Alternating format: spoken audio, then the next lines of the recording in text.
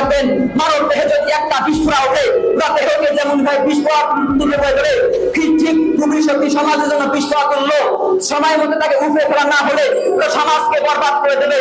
মোহতারাম হাজির, এই রব্বে কাবার কসম খেয়ে বলি, যতক্ষণ পর্যন্ত ভবিষ্যৎটিকে এই বিশ্বের মানদণ্ড থেকে মুক্তি থাকতে হবে না, ততক্ষণ পর্যন্ত জাহিলিয়াত দূর হবে না। আর জাহিলিয়াত দূর না হলে ইসলাম প্রতিষ্ঠিত হতে পারে না।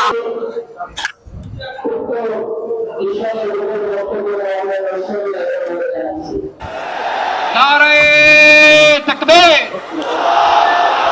নারে তাকবীর, দিন ইসলাম, দিন ইসলাম, ফিলিস্তিন, ফিলিস্তিন, আল কুদুস, আল কুদুস। আসসালামু আলাইকুম ওয়া রাহমাতুল্লাহি ওয়া বারাকাতুহু। হামিদা ওয়া মুসাল্লিয়ান ওয়া মুসাল্লিমান আম্মা বা'দ, ফাআউযু বিল্লাহি মিনাশ শাইতানির রাজীম। বিসমিল্লাহির রহমানির রহিম।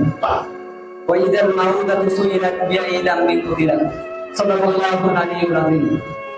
আর রহিম ছাত্র কাফেলার পক্ষ থেকে রবিউল আউয়াল মাস উপলক্ষে আজকের এই সেমিনারের মানবর সভাপতি সাহেব এবং আমার সামনে উপবিষ্ট বাংলা দূর দূরান্ত থেকে ছুটে আসা দরগাহের ছাত্র ভাইয়েরা ও বন্ধুগণ, আপনাদের সকলকে জানাচ্ছি শুভেচ্ছা ও মোবারকবাদ।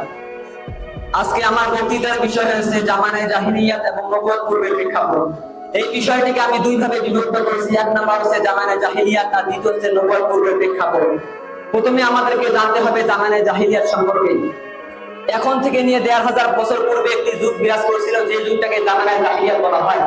আল্লাহর রাসূল এই দুনিয়াতে আগমনের পূর্বে পুরো পৃথিবী ছিল তার অন্ধকারের দিকে আচ্ছন্ন। পৃথিবীর পুরো দেহতে শিরকের বিষাক্ত জীবাণু ছড়িয়ে পড়েছিল। ধর্মীয় দিক থেকে এরকম অবস্থা ছিল যে তাওহীদের পরিবর্তে মূর্তি পূজা ছিল ব্যাপকভাবে পরিচিত এবং কাবার পাশে শত শত মূর্তি রাখা ছিল। এমনকি সামাজিক দিক থেকে এরকম অবস্থা ছিল যে কোন কন্যা সন্তান জন্মগ্রহণ করে তাকে মাটির নিচে দাফন করে দেওয়া হতো। এইখানে শেষ নয়, এমনকি রাজনৈতিক দিক থেকে এরকম ছিল যে কোন কেন্দ্রীয় সরকার ছিল না, এর ফলে গোত্রের মতো লড়াই ছিল নিত্যদিনের ঘটনা। আকাশ প্রকম্পিত হয়ে গেছিল মানবতার চিৎকারে। এখানে শেষ নয়, মুহতারাম হাজরিন, যখন গলিতে গলিতে মানবতার চিৎকারে আকাশ প্রকম্পিত হয়ে গেছিল, সকল শাসক আর দুর্বল দেশের শাসিত, এটাই ছিল জামানায়ে জাহিলিয়াতের হাকিকি অবস্থা। এখন আমাদেরকে জানতে হবে নবুয়ত পূর্বের প্রেক্ষাপট। মুহতারাম হাজরিন, দুনিয়া যখন মানবতার চিৎকারে হাহাকার, তখন পৃথিবী আল্লাহ তাআলার কাছে আবদার করলো, ইয়া রব্বে কারীম, আমাদের জন্য একজন পথ প্রদর্শক প্রেরণ করেন। অতঃপর আল্লাহ তাআলা দুনিয়াবাসীর পথ প্রদর্শক হিসেবে আল্লাহ রাসূল সাল্লাল্লাহু আলাইহি ওয়াসাল্লামকে রবিউল আউয়াল মাসের সোমবারের দিন 571 খ্রিস্টাব্দে দুনিয়ার মধ্যে প্রেরণ করেন। আল্লাহর রাসূলের আগমনে মানবতা তুরন্ত বিপ্লব সাধিত হলো। আল্লাহর রাসূলের আগমনে নারীরা ফিরে পেল সম্মান, এমন ভাবে দাস হয়ে গেল মুক্তি, আর সমাজ ফিরে পেল তার কাছে অধিকার। মুহতারাম হাজরিন, এখানে শেষ নয়, আল্লাহর রাসূল সাল্লাল্লাহু আলাইহি ওয়াসাল্লাম জামানায়ে জাহিলিয়াতের অন্ধকারকে ভেদ করে তিনি মানুষকে মানবতার পথে এমনকি তাওহীদের পথে ডাকতেন। এখানে শেষ নয়, আল্লাহর রাসূল সাল্লাল্লাহু আলাইহি ওয়াসাল্লাম আগমনের পূর্বে যেখানে কন্যা সন্তান জন্মগ্রহণ করলে মাটির নিচে দাফন করে দেওয়া হতো, রাসূল এসে ফুল হিসাবে গ্রহণ করে তাকে ঘোষণা দিয়ে দেন, ওইদাল মাউদাতু সুইলাত বিআইয়ি যামবিন কুতিলাত। মৃত্যুর পর যখন পরিচিত কন্যা সন্তানকে জিজ্ঞাসা করা হবে কি কারণে তোমাকে হত্যা করা হয়েছে, আর এখানে শুধু ওদের জীবন নেওয়া দূরের কথা, রাসূল হিসেবে ঘোষণা দিয়ে দেন, লা তাকতুলু আনফুসাকুম, তোমরা নিজেদেরকে হত্যা করো না।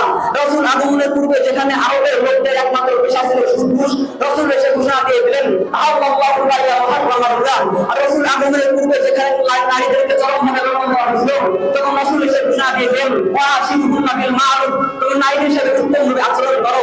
মুহতারাম হাজরিন, এছাড়াও আল্লাহর রাসূল সাল্লাল্লাহু আলাইহি ওয়াসাল্লাম নানা প্রকার অন্যায় অত্যাচারের বিরুদ্ধে শাস্তি কায়েম করে জাহিলিয়াতকে দূর করেছেন, অর্থাৎ মানবতার প্রতিষ্ঠা করেছেন, প্রত্যেকটা মানুষের ন্যায্য অধিকার করে দিয়েছেন। মুহতারাম হাজরিন, আজকে আফসোসের সাথে বলতে হয় আমেরিকার নানা প্রকার তথ্য প্রযুক্তি তৈরি করেছে, এর সবলে ক্ষত বিক্ষত আছে গোটা সমাজ।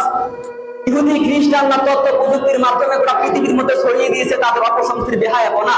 তাদের এই সমস্ত অপসংস্কৃতির বেহায়াপনা আজকে জাহিলিয়াতকে হার বানিয়েছে। একটা কথা শুনে রাখবেন মুহতারাম হাজরিন, একটা মুসলিম উম্মাহ শুনে রাখো, আমরা আবার সেই ইহুদি খ্রিস্টানের জাহিলিয়াতের দিকে ধাপ করছি। আজও হচ্ছে জুলুম, অন্যায়, অত্যাচার।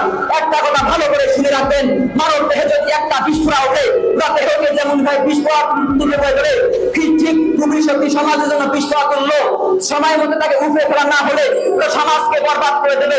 মুহতারাম হাজির, এই রব্বে কাবার কসম খেয়ে বলি, যতক্ষণ পর্যন্ত ভবিষ্যৎ দিকে এই বিশ্বের মানদণ্ড থেকে মুক্তি